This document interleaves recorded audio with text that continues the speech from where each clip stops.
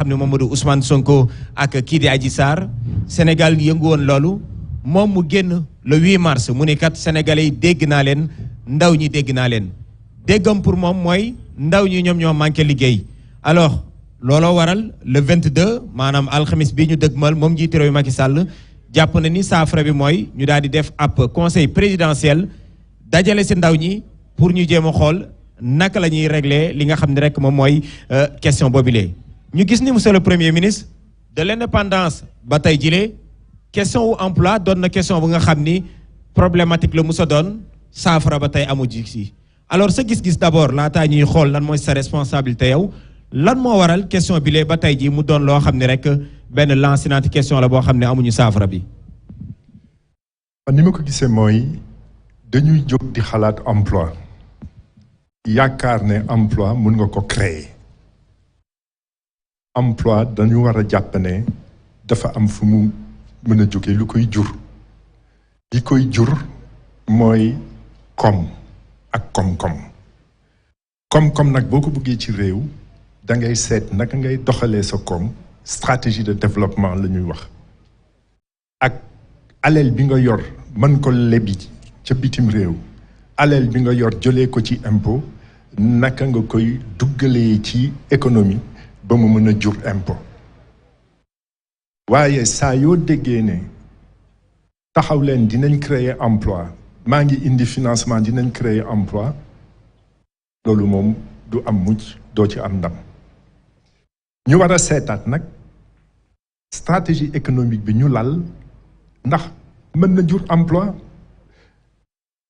ñaar moo am mën nga taamu stratégie boo xam ne wékk nga ko ci grand projet lu day ni TER nga jël ci lu jege junney milliards jënd ci ay raay technologie boo xam ne biñ koy technologie sécurité bi nekk ci TER ca tugal bi mu jógee foofu ñaari raay rek ñoo ko fa am biñ koy jënd ñun kon xam nga loolu soxlawuñu ko ci raay boo xam ne juróom fukki kilomètre la waaye boo jëlee jiital war a jël sa alal nga leb ko nga jëlee ko ci budget duggal ko ci TER booy jënd TER xam nga kan ngay liggéeyal kan ngay liggéeyloo ay tubaab ndax ñoo lay jaay li ci ëpp ci junney milliards yooyu nga ci duggal bu fekkee ne nag jàpp nga ne sa réew ngay jiital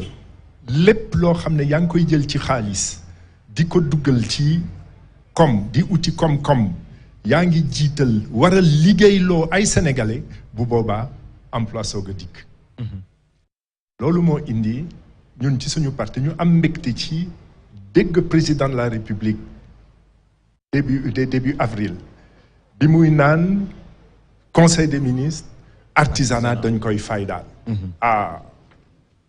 daal di fàttali nag ne loolu nga jàpp ni wax nañ ko bind ko 30 septembre 2018 te dafa di wàll rek ci ndax mu ute mu ngi doon wax grand projet TER autoroute patati patata tey mi ngi naan artisanat loolu mën na indi emploi te nag du ci Sénégal dong nga de amul réew boo xam ne émergence am na fa te jaarut ci faydaal artisanat màggal artisanat ndax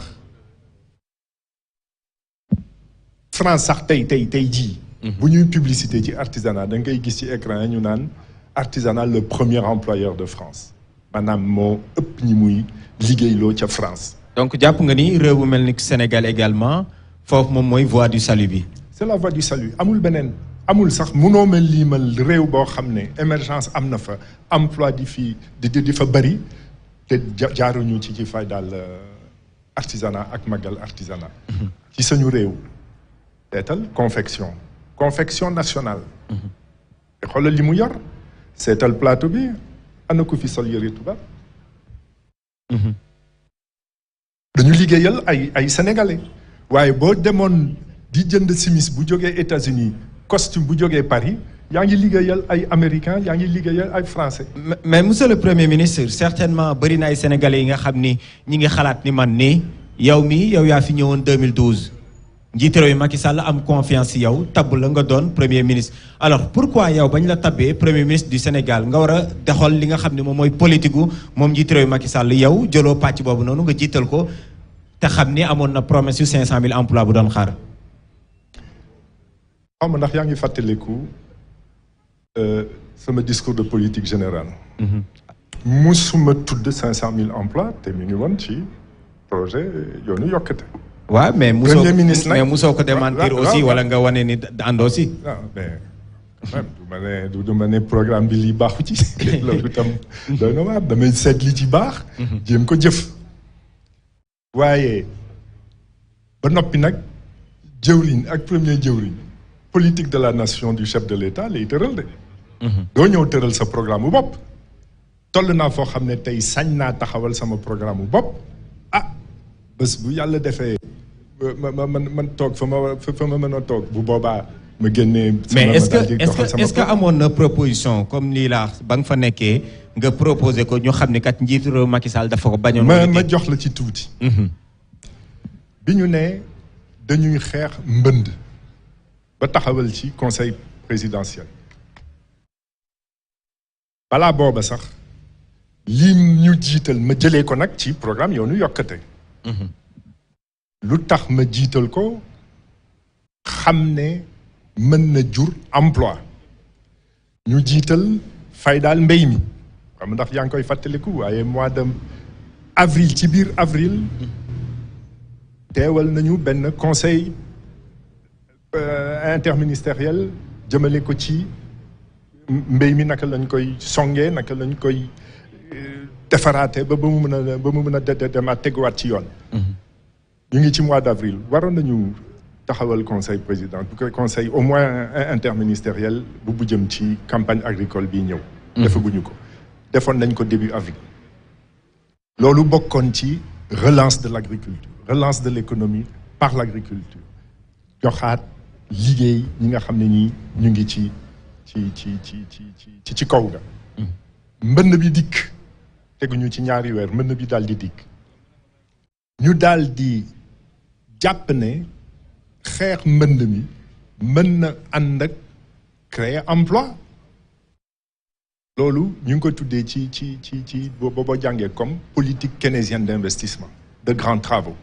loolu am na solo ndax sànq bi ma tuddee TER maa ngi tudd grand projet. libéraux yi nag sopp nañu grand projet yàgg nga ko fi dégg.